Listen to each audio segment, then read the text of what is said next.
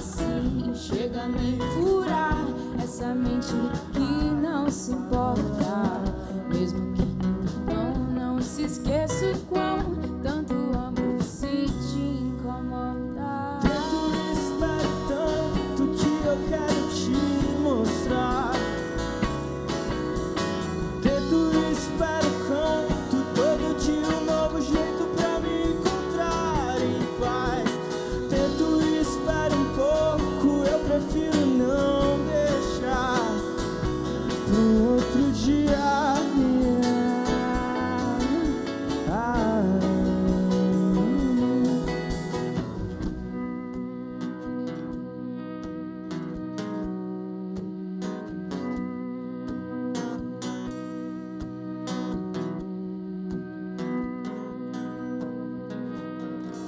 Fico assim, tudo em seu lugar. Outro dia a gente aprende a se virar.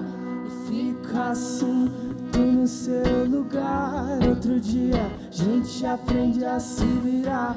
E fico assim, tudo em seu lugar. Outro dia a gente aprende a se virar.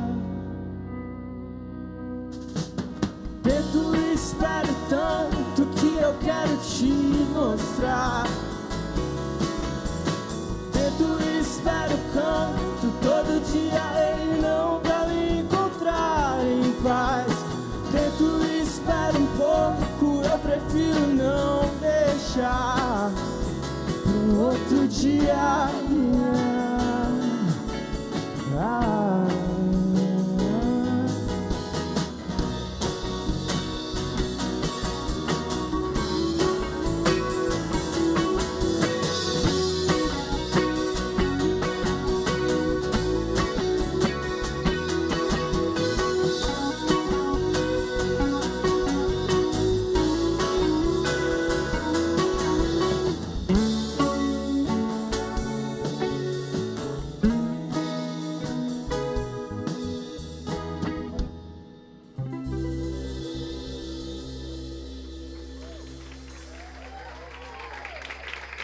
Obrigado.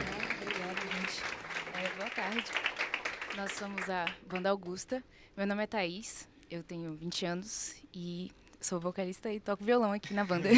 Meu nome é Lucas, eu toco guitarra e canto, como vocês viram. Eu sou o Davi, prazer, sou baixista da banda. Acho que é isso aí. Ele é o Gabriel, Oi, Gabriel. baterista. Prazer. Pronto, devidamente apresentada a Banda Augusta. E esse aqui é o Câmara Ligada, o programa para ouvir o som e o pensamento do jovem. A transição para a vida adulta traz muitas mudanças, preocupações e estresses na vida dos adolescentes. Nesse período, as emoções elas se transformam e podem afetar a saúde dos jovens. Segundo dados da Organização Mundial da Saúde, os casos de transtorno mental surgem até os 14 anos de idade, mas muitas vezes não é detectada e nem tratada. Uma das doenças mais conhecidas é a depressão. E a depressão pode e deve ser tratada para evitar o seu grau mais excessivo, que é a falta do desejo de viver. A saúde mental da juventude é o tema do programa de hoje. E para participar dessa conversa, estão aqui com a gente a Leila Herédia, ela é porta-voz do CVV, o Centro de Valorização da Vida, uma associação que você conhece, faz atendimentos e desenvolve atividades relacionadas ao apoio emocional para todas as pessoas que querem e precisam conversar. Também está aqui com a gente a Thaís Rodrigues. Ela é formada em jornalismo pela Universidade de Brasília, compõe o grupo de pesquisa, comunicação comunitária e cidadania. E também Lucas Toledo, médico psiquiatra, especialista em infância e adolescência. No palco a gente recebe a Banda Augusta. Vamos conhecer mais sobre eles. Me dá algum conselho, sente a distração em frente ao espelho que só dá pra ver o peso da semana. Thaís Cardoso na voz e no violão, Lucas Maranhão na voz e na guitarra, Gabriel Pérez na bateria e Davi Figueiredo no baixo são os brasilienses da Banda Augusta. Você não sabe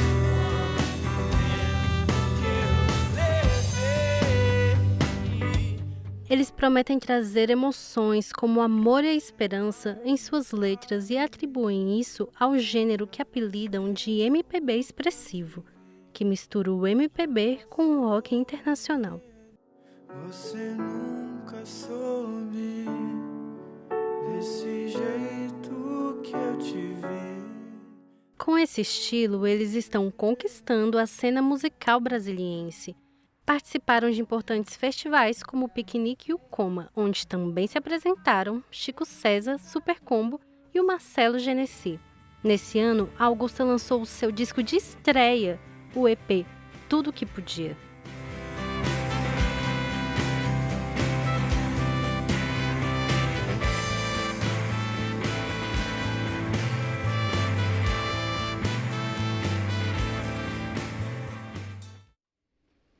Muito bem, uma banda muito jovem. Eu quero conversar aí um pouco sobre como é que vocês surgiram, como é que vocês se reuniram essa pouco tempo aqui.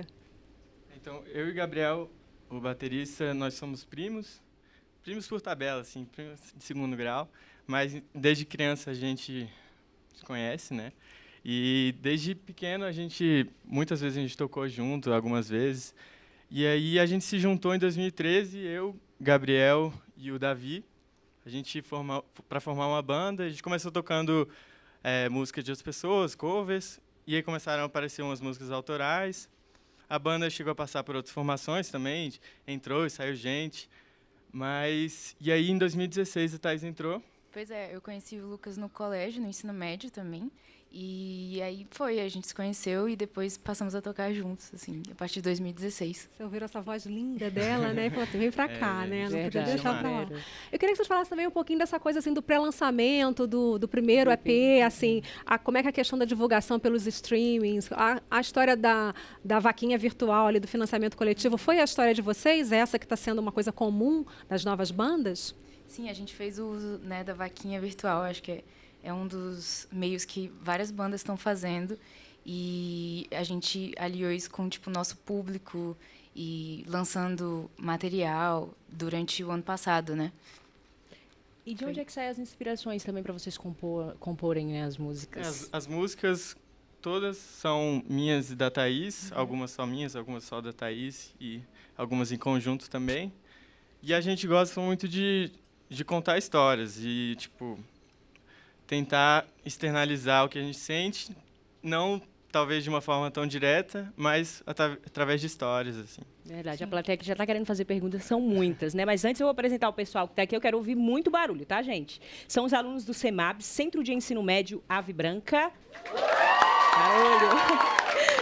Do Centro Educacional 03 de Sobradinho, também marcando presença. E os estudantes do Colégio Único.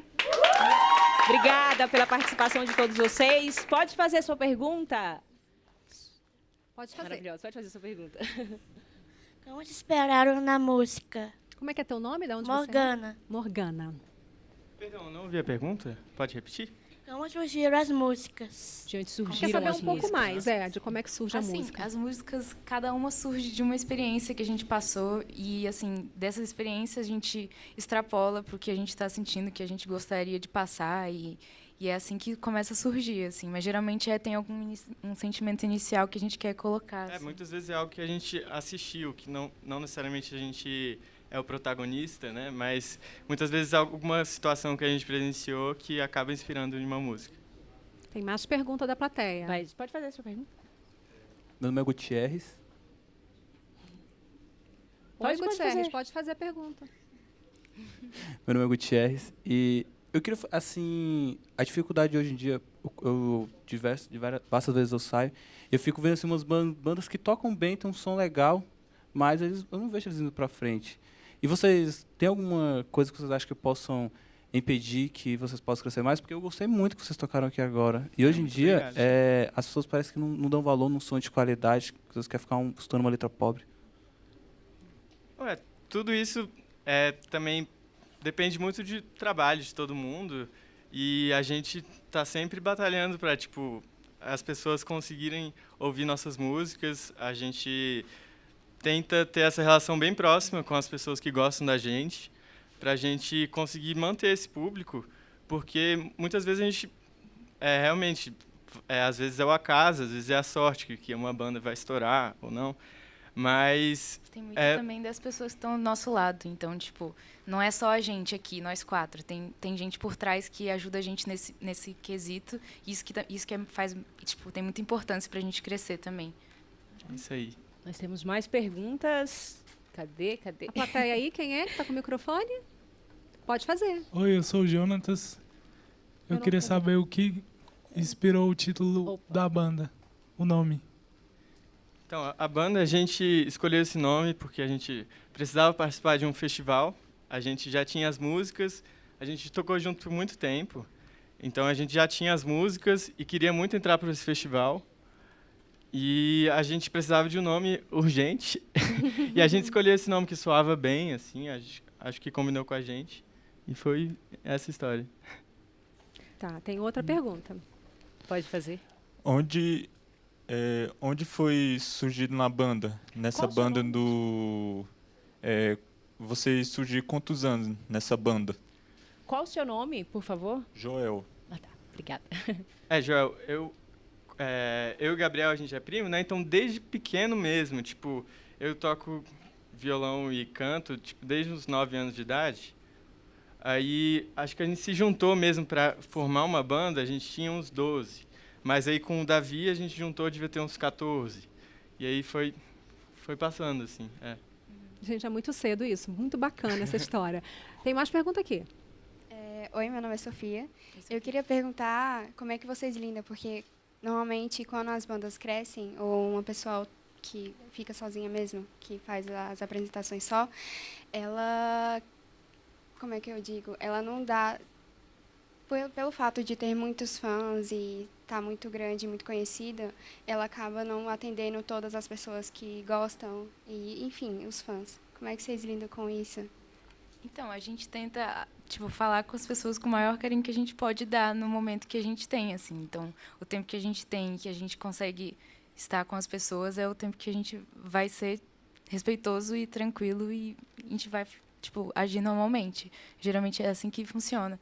Porque a gente entende também que são as pessoas que gostam da gente que vai fazer com que o projeto da banda possa funcionar, né? Possa acontecer. Então, a gente dá muito valor a isso. Todo mundo que acompanha a gente é muito grato sempre. Assim. A gente tem que ir para o intervalo, mas eu queria fazer uma pergunta antes de terminar, para a gente entrar no clima do programa, que é como é que vocês lidam com a pressão, com a ansiedade, que é típica também do palco, né? Do meio artístico. Eu, particularmente, eu externalizo muito meus sentimentos através das músicas, né? Então, é um meio de válvula de escape, assim, de compor as músicas e tocar. E antes de entrar no palco, a gente tem os exercícios, assim, aquecimento, que também ajuda bastante, assim, dar uns pulinhos. Então, desestressar. Tem vários... Legal, tá bom, gente. A gente vai ter que dar uma paradinha. Mas antes do intervalo, mais música com eles, Augusta. Vamos dançar, gente. Muito.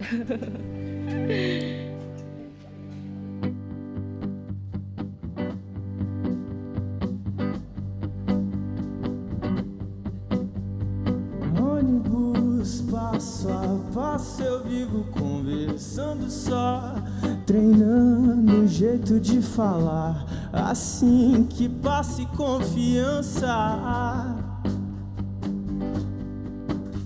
Me espere então, me dá algum conselho, sente a distração em frente ao espelho que só dá pra ver o peso da semana. Você não sabe quanto tempo que eu gastei, quantos dias, quantas horas que eu levei pra te entender. Você não sabe quanto tempo que eu levei pra te mostrar que é bom ficar, que é bom deixar acontecer.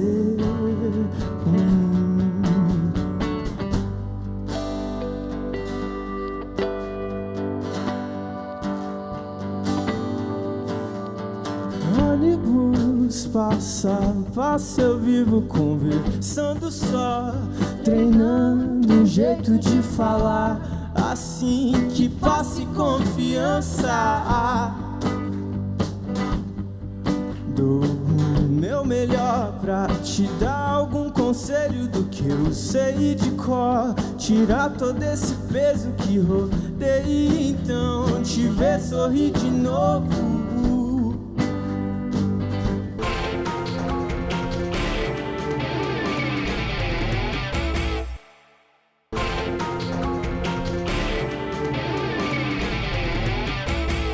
Estamos de volta com Câmara Ligada e hoje a gente fala sobre saúde mental da juventude. Os nossos convidados de hoje, que são a Leila Herédia, porta-voz do CVV, o Centro de Valorização da Vida, essa associação que faz atendimentos, desenvolve atividades de apoio emocional para as pessoas que querem, que precisam conversar. A Thaís Rodrigues, que é formada em jornalismo pela Universidade de Brasília e compõe o grupo de pesquisa Comunicação Comunitária e Cidadania.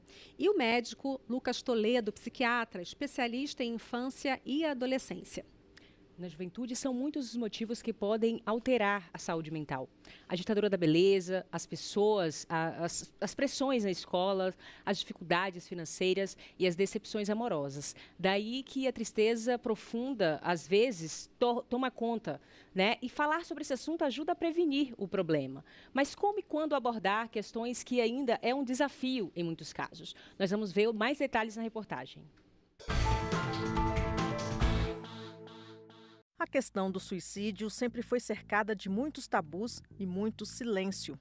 Ele afeta todas as classes sociais e todas as idades e mata quase 1 milhão de pessoas por ano.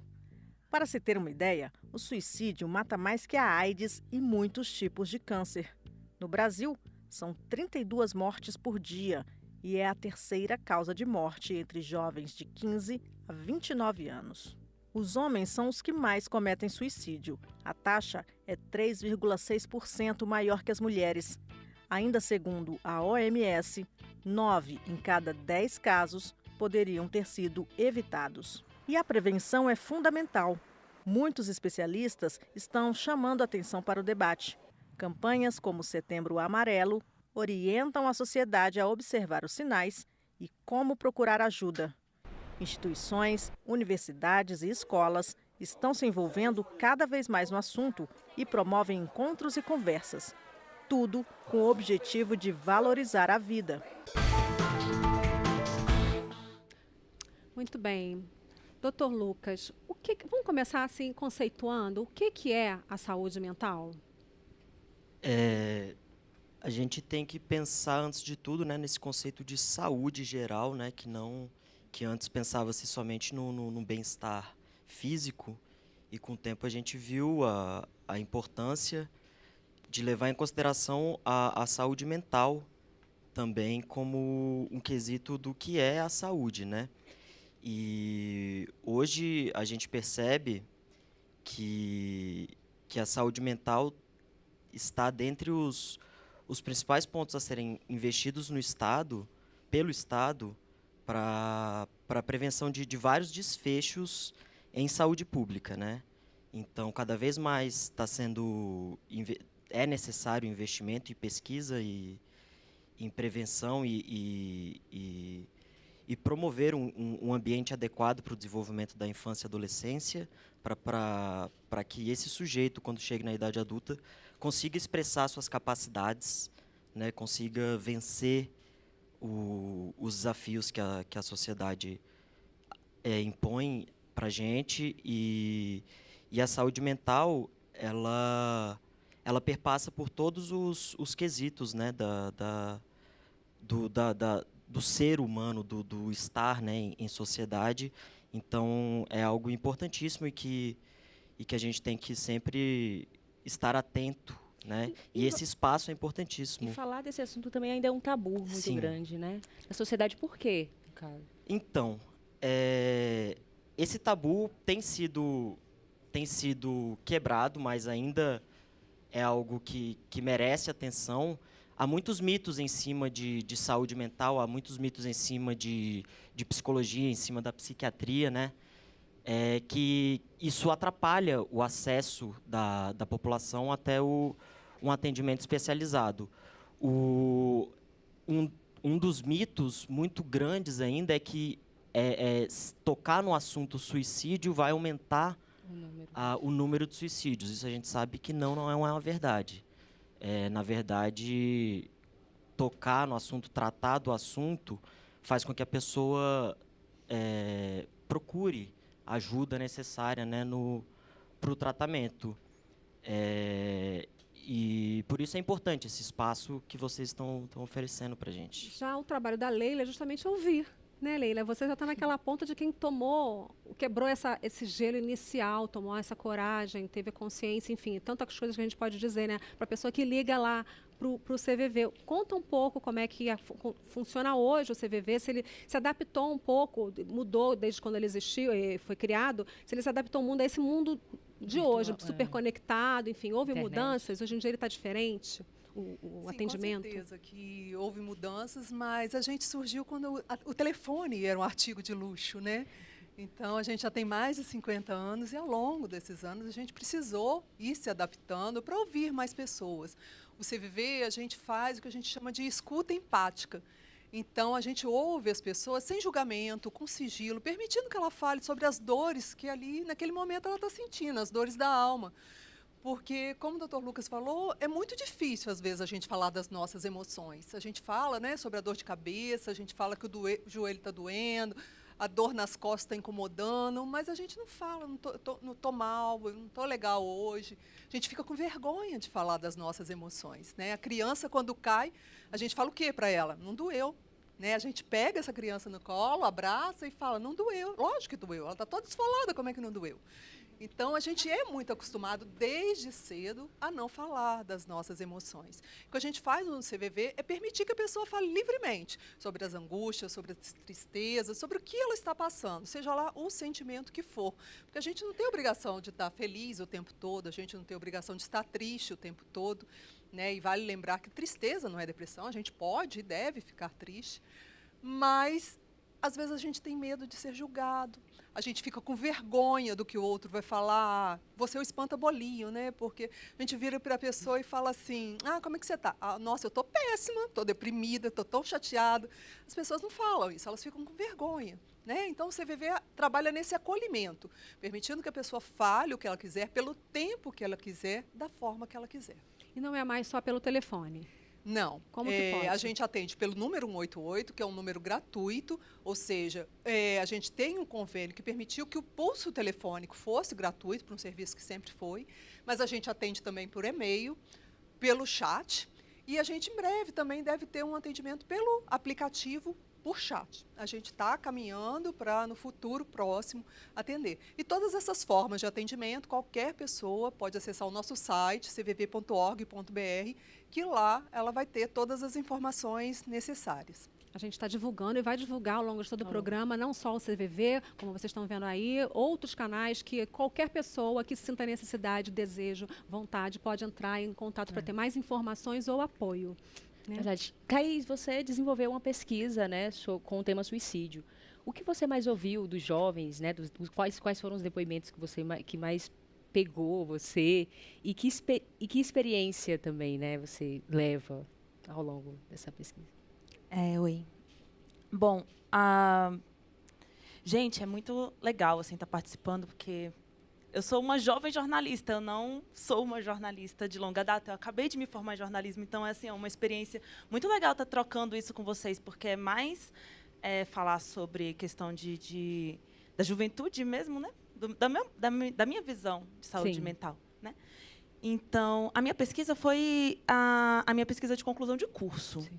Ela foi desenvolvida a partir de análises de conteúdos que falam sobre suicídio dentro da mídia. Então, é muito interessante a gente perceber que, às vezes, pode ser um tabu, como o doutor falou, né?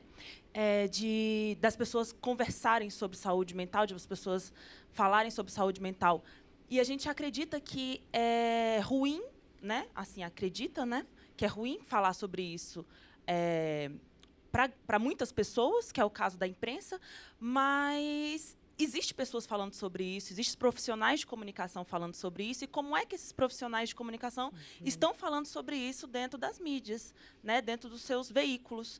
Então, essa foi a minha pesquisa, né, para saber como é que eles estavam falando, se eram um conteúdo apropriado de acordo com a OMS, se estava legal, como é que pode ser um conteúdo que traga, além de uma informação, que traga competências em saúde mental, que é como se fala, de trazer as pessoas ao conhecimento do que é saúde mental para que elas possam se tratar, para que elas possam procurar ajuda. Então, e qual foi a sua foi mais ou menos isso.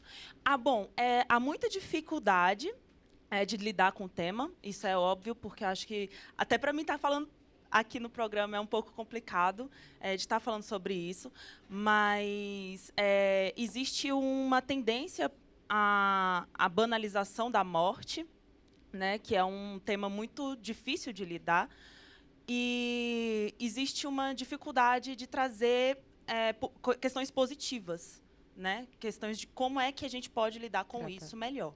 Existe essa dificuldade. Mas também há um esforço contrário, né? Então, tanto a pesquisa pode mostrar que existe uma especularização, tá certo essa palavra, espetacularização. Gente? Espetacularização, isso, do suicídio, mas também a pesquisa poderia ter sido feita ao contrário, mostrando práticas de boas condutas, né?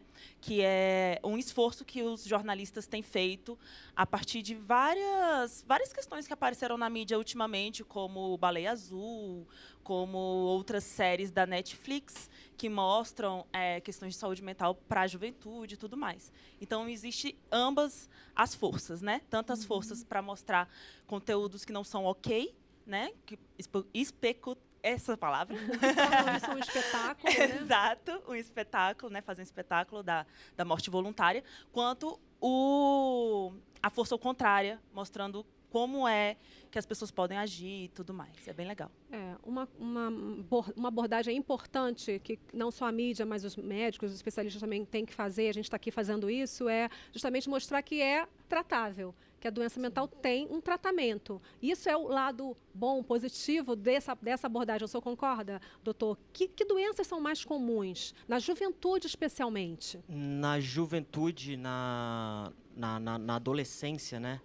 A gente tem que ter em mente, para responder essa pergunta, a gente tem que ter em mente que assim como a inteligência e outras capacidades, como habilidades físicas e coordenação, a emoção também passa por uma evolução, né? Uma criança não nasce sabendo o que é tristeza, uma criança não nasce sabendo o que é ansiedade, uma criança não nasce sabendo nomear, antes de tudo, esses sentimentos, mas elas sentem, né? E a partir do momento que a criança ou o adolescente não tem a capacidade de expressar isso através de palavras, vai expressar através de um comportamento. Então, dependendo da faixa etária, alguns transtornos são mais prevalentes ou menos prevalentes. Mas a depressão e a ansiedade sempre estão, né, entre os mais prevalentes. Agora, a expressão desse transtorno vai ser diferente, dependendo da faixa etária, né? Uma criança não é esperado que ela sente e converse, estou triste, É mais comum ver irritabilidade, assim como no jovem, né? Um adolescente de 12, 13, 14 anos, a 14 anos a gente já pode esperar, mas ali com 12 anos a gente não espera que sente, fale sobre suas emoções. Tem uma dificuldade, é um momento muito importante, muito delicado, a adolescência. E daí a importância de um núcleo familiar presente, né, de um Estado presente para zelar por esses jovens, para que possa alcançar e galgar toda a sua capacidade cognitiva. Mas, em termos de prevalência, sim, ansiedade, depressão e transtorno por uso de substâncias também, né, é importante ser falado porque são bastante prevalentes. E tem um impacto muito importante também na sociedade. Pode fazer a pergunta. Eduardo, há alguns debates sobre a eletroconvulsoterapia. O que o senhor acha disso? Sobre essas doenças, suicídio, depressão, esquizofrenia? Então, a eletroconvulsoterapia é um tema... Desculpa, Eduardo, né? Eduardo, é um tratamento que é proposto, mas não, assim, é sutil tocar nesse tema, porque a história da psiquiatria ela teve, sim, um momento muito escuro, muito sombrio, obrigado, muito sombrio, onde não existiam outras formas de tratamento, a não ser alguns tratamentos que não sem evidências científicas, né? Hoje em dia a eletroconvulsoterapia existe, sim. Também é um tabu que precisa ser quebrado, tá? Tem muita carga negativa em cima da eletroconvulsoterapia. Ela está indicada em casos ultra-refratários de esquizofrenia. Não é utilizado em casos de depressão, não tem indicação assim, em casos de depressão, de ansiedade. O tratamento da eletroconvulsoterapia hoje é feito sobre anestesia geral, não é punitivo como já foi utilizado. São casos muito selecionados, 1% de 1% dos casos de esquizofrenia, que é 1% da população, vai ser necessário o uso da eletroconvulsoterapia. Ok. Tá? Pergunta na plateia. Meu nome é Pedro Lemos e a pergunta é para a Leila. Como você percebe que a saúde mental está sendo entendida e considerada pelas pessoas em geral que não estão em contato com algum contexto da psicologia? Perdão, como eu percebo que... Como você percebe que a saúde mental está sendo entendida e considerada pelas pessoas em geral que não estão ligadas à psicologia? O público, as pessoas sabem o que é isso? As pessoas ainda têm muita vergonha de falar sobre o que elas sentem, né? Nesse tabu que a gente falou aqui antes, as pessoas sentem dificuldade de expressar o que elas falam ali. E às vezes, até mesmo procurar um tratamento, procurar uma ajuda, dar esse primeiro passo é muito difícil, porque pessoas têm medo de ali acharem que ela está fraquejando ou algo similar, e às vezes nem ela compreende que o que ela está passando ali é uma questão de saúde mental, né? Então, ela vai se encolhendo, ela vai ficando mais isolada, ela vai tendo dificuldade de se expressar, porque ela mesma não está se reconhecendo. Então, é importante que as outras pessoas, principalmente família, amigos, perceberam que não está muito legal, pergunte, o que você tem? Estou te vendo que você está um tanto diferente, o que está acontecendo? Posso ajudar você? Porque você permite que a pessoa, a partir daí, ela fale.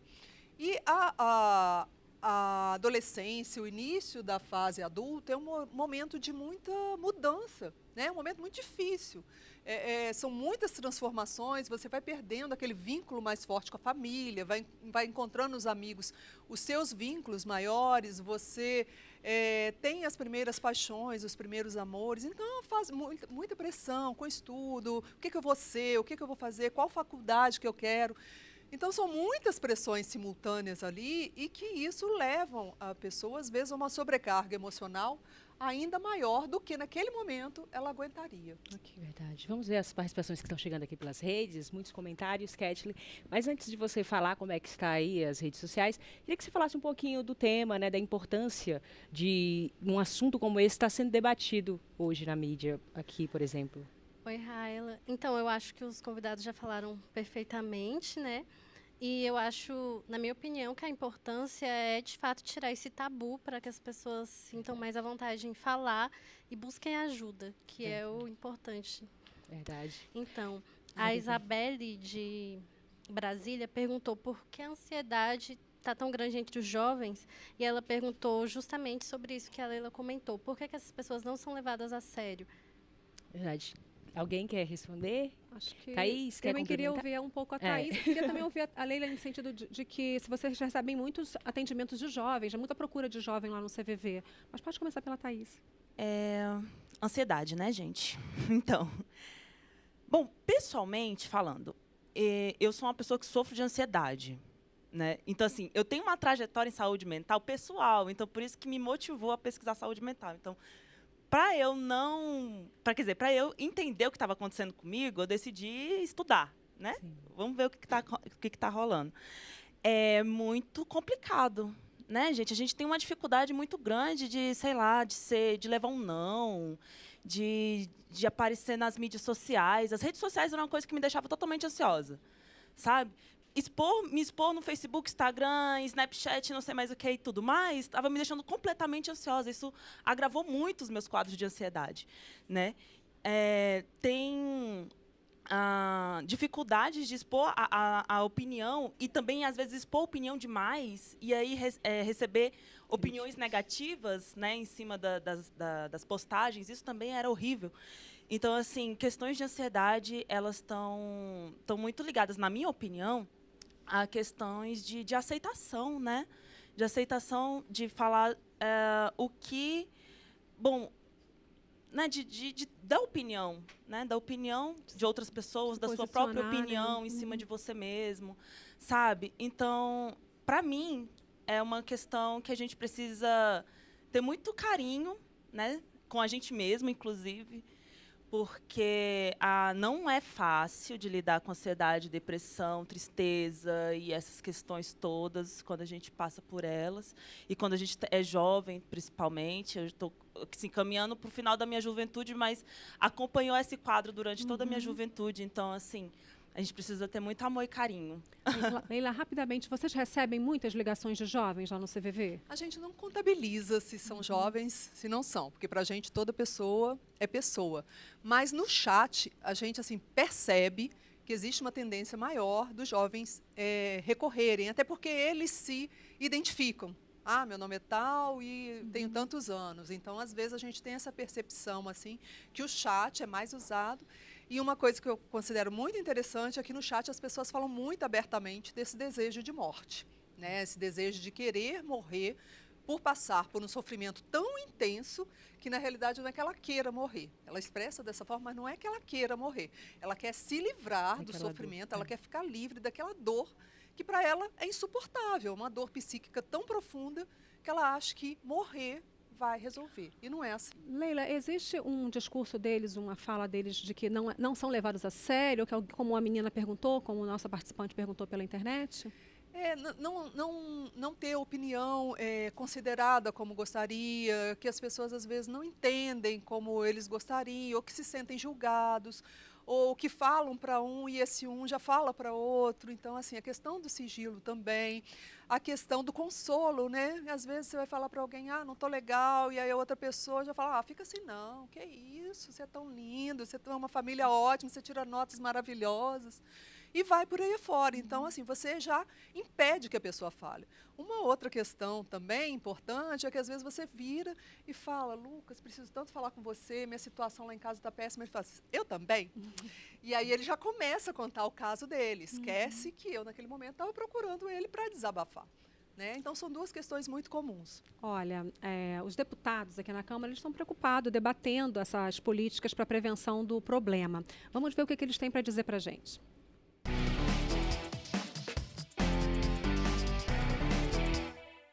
Nós temos que entender que o suicídio tem que ser colocado como uma questão de saúde pública, envolvendo as famílias, a sociedade e o Estado, e toda a estrutura, inclusive das redes de saúde mental, no caso a grande rede de saúde mental, que esse é o grande desafio para o Brasil. Tem uma rede de CAPS, que são centros de apoio psicossocial geral, que atender todas as doenças mentais, centros de apoio psicossocial para atender pessoas que têm dependência química, de álcool e outras drogas, centros de atenção psicossocial para crianças e adolescentes, ou seja, é uma rede que o Estado tem que criar para garantir, digamos, suporte, apoio e a prevenção do suicídio. Por isso, nós queremos tratar esse assunto como assunto de saúde pública. E é possível, minha gente, reduzir essa taxa de quase 800 mil suicídios, divulgando também 188, é um número que o país inteiro pode falar, para isso se tornar uma tônica dentro dos ambientes hospitalares, dentro também das unidades de atenção básica, nas escolas, em espaços também de convivências, e também em locais onde há corporações que também há uma incidência muito grande de suicídio.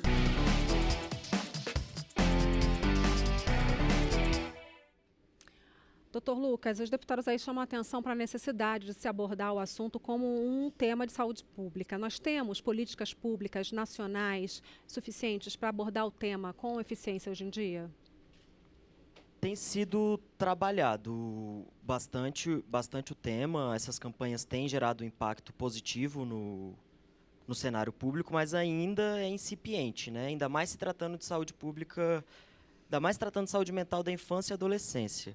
O tema saúde mental em saúde pública por si próprio já é muito novo. O tema de saúde mental da infância e adolescência é mais novo ainda, né? É bastante incipiente, mas temos portarias e projetos que um dos mais importantes é o da reforma psiquiátrica, Lei 10.216, que fala da importância desses que o deputado falou, do Centro de Atenção Psicossocial, dos CAPs, né, famosos CAPs. No tema infância e adolescência, temos os CAPS-CIS, né, que é infância e adolescência no final, que é a porta de entrada da saúde mental pública. No Distrito Federal ainda é bastante incipiente, né? Temos que lutar por esse serviço público, sim, de atenção.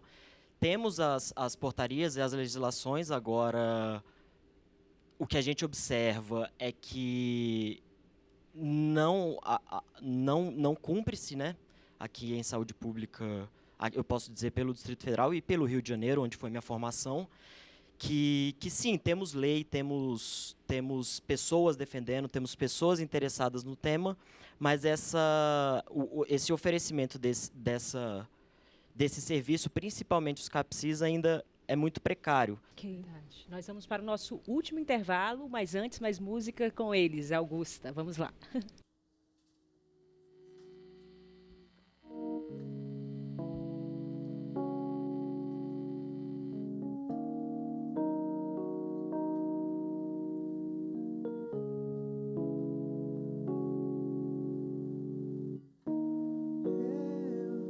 Enquanto espero novamente a chuva vir passando, eu quero ver você chegar.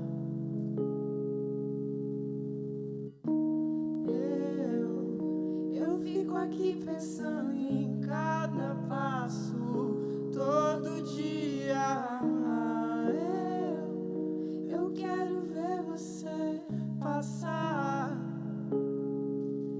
E pra ficar, então se for pra vir chuva, traz alguém pra acompanhar sempre.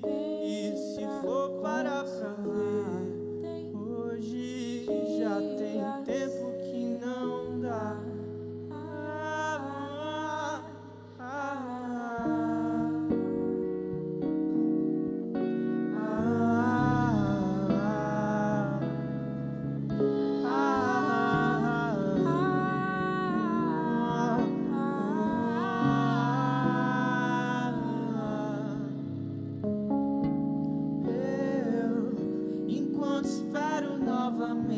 A chuva e passando,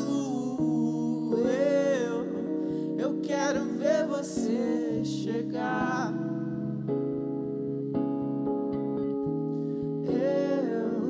Eu fico aqui pensando em cada passo, todo dia.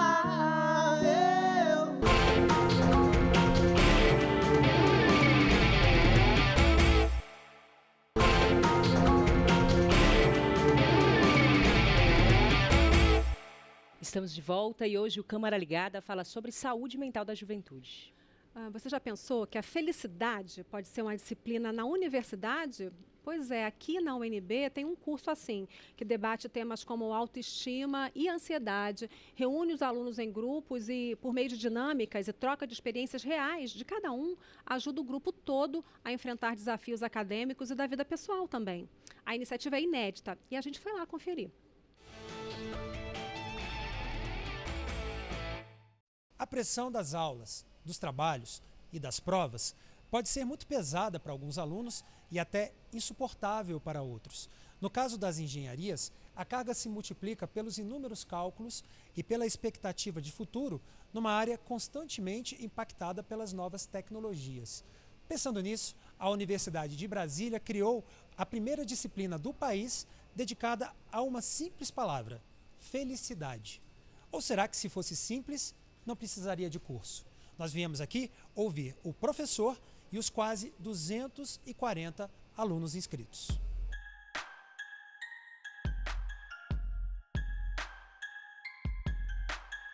A ideia surgiu muito pela inspiração das universidades americanas, Harvard e Yale, que já oferecem essa disciplina, e também pela necessidade de melhorar a saúde mental no campus, a relação dos alunos com a UNB, especialmente aqui no campus da FGA, da UNB Gama, que é um campus de engenharia, né?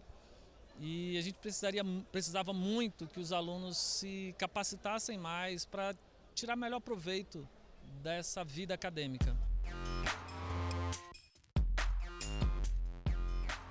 Eu achei que eu precisava dessa matéria porque eu já passei por alguns quadros de depressão e crises de ansiedade bem graves. Tanto é que eu já desisti de alguns semestres da faculdade, agora eu voltei e estou nessa disciplina para tentar equilibrar a vida acadêmica, a vida social, a vida dentro e fora da universidade. Tudo é muita pressão aqui, dá para se libertar, dá para falar à vontade, dá para gritar, dançar. Isso eu consigo também aplicar na minha vida, na minha família, com meus amigos.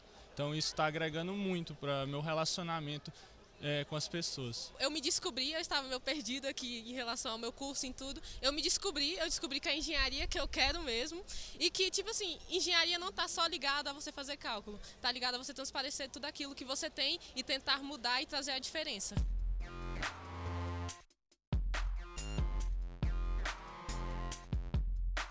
A universidade, há muito pouco tempo, começou a tratar desses conceitos de maneira acadêmico-científica.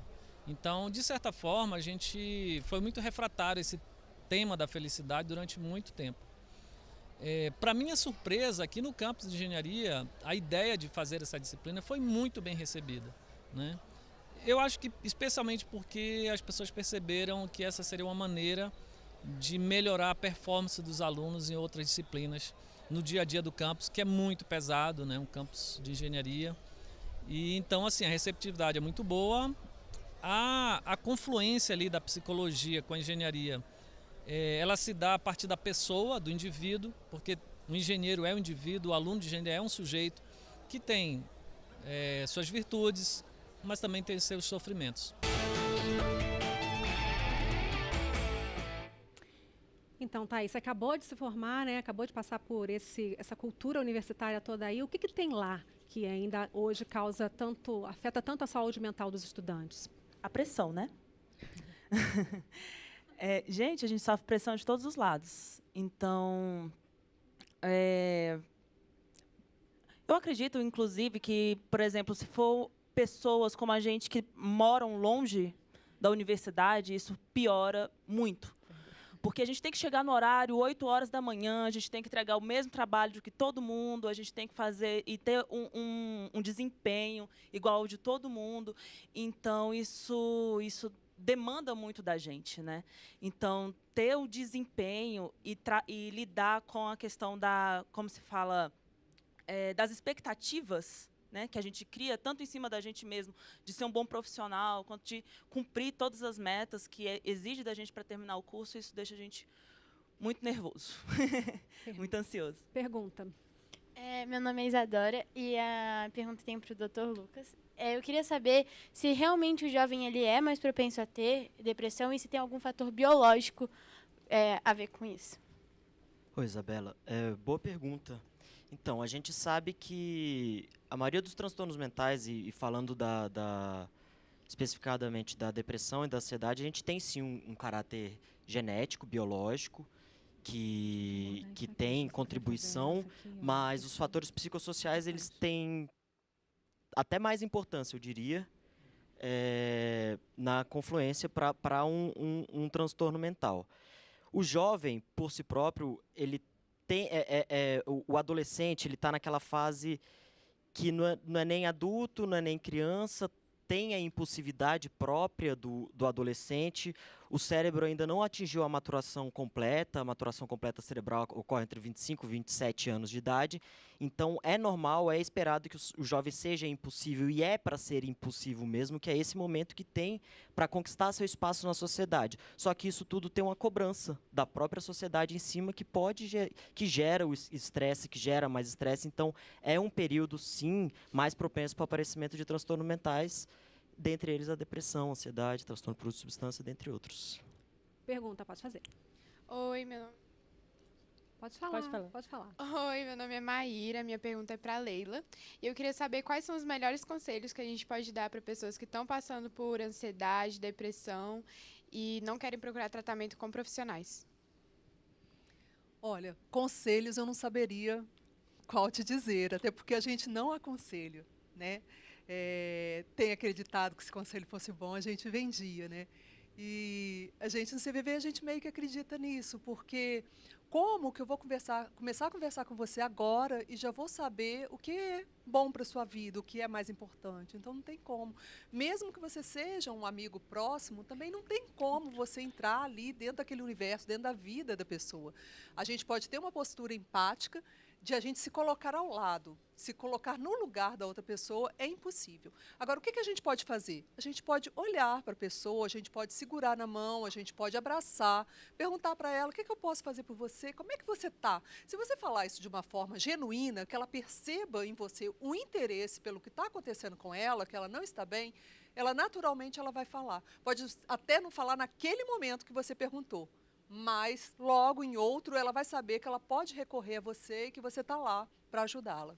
Vamos aproveitar para divulgar mais um pouquinho aí no ar os números, os canais que vocês podem ligar, que vocês podem entrar para ter informação ou para conversar. Vamos aproveitar e colocar um pouquinho mais aí. Pode fazer a sua pergunta? Oi, meu nome é Luísa e eu queria perguntar, tipo, é meio que geral, assim, acho que quem se sentir mais confortável de responder. Existe um filme chamado Nise, Coração da Loucura, em que ela trata os seus pacientes com esquizofrenia de uma forma mais artística, em que ela deixa eles se expressarem, e ao invés de remédios ou doutrinas como perguntou. Então, eu queria saber de vocês, tipo, como é que eu, no meu papel da sociedade, além de ter um contato maior, genuíno, eu posso fazer com esses tipos de pacientes, né, clientes que ela fala? Desculpa, esqueci seu nome. Luísa. Luísa, eu tive o prazer de trabalhar no Nise da Silveira, lá no Rio de Janeiro. A Nise tem um papel importantíssimo na história da psiquiatria e da saúde mental, e eu acho que um dos grandes ensinamentos que ela pode deixar para a gente é que, para além de remédio, para além de teorias, para além de todo esse arcabouço, o ponto principal que a gente tem que se apoiar para o oferecimento de um atendimento, de algum cuidado, é o vínculo. Então, se através da arte a gente consegue vincular ao paciente, que seja a arte, se através de qualquer outra teoria, outra abordagem, se a gente conseguir vincular, ter essa capacidade de empatizar, de se colocar no lugar e criar o vínculo, é mais importante do que qualquer abordagem medicamentosa, do que qualquer outra abordagem, né? Então, a Nise deixa isso pra gente como um legado, e que bom que você assistiu o filme dela. Então, o vínculo é a principal ferramenta que a gente tem e que a gente pode... A pergunta que a outra colega fez é o que a gente pode fazer, que conselho é tentar oferecer um espaço de escuta para que haja vinculação, para que a gente possa cuidar, né? Acho que é isso. Infelizmente, tem mais tempo, né, tem tanta pergunta importante para fazer, gente. Vamos combinar de falar disso de novo? Realmente vou ficar devendo aqui algumas perguntas e algumas respostas importantes para quem está em casa querendo ouvir. Entra lá em todos os sites e telefones que a gente colocou Facebook, no ar. no Twitter, né? Olha, nós terminamos aqui, mas você pode ficar conectado na gente pelas redes sociais, Facebook, Twitter ou Instagram também. Dá uma olhada em nossa página, câmaraligada.com.br, e você pode participar do nosso processo legislativo, né? Dar sua opinião sobre o que está acontecendo aqui na Câmara. É só entrar no portal edemocracia.câmara.leg. Então, eu agradeço muito a participação de todo mundo, o apoio do SESC-DF, da Unesco, Unicef, Simpro, UNFPA e o Jovem de Expressão, que está sempre aqui no nosso apoio, né? Eu agradeço a presença de todas as escolas que estiveram aqui hoje, também dos nossos convidados, a Leila, a Thaís, o Dr. Lucas, mais uma vez. Muito obrigada, Kathleen, por você estar aqui com a gente de novo. E vamos lá, Augusta, muito obrigada. Música com vocês. Tchau, gente. Obrigada.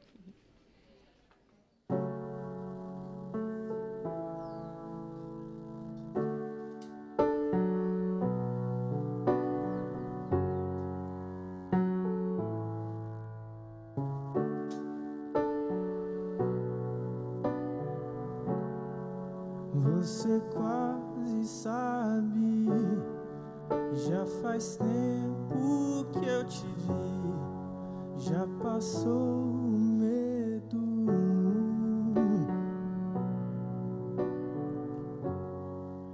Você nunca soube desse jeito que eu te vi, deixei em segredo.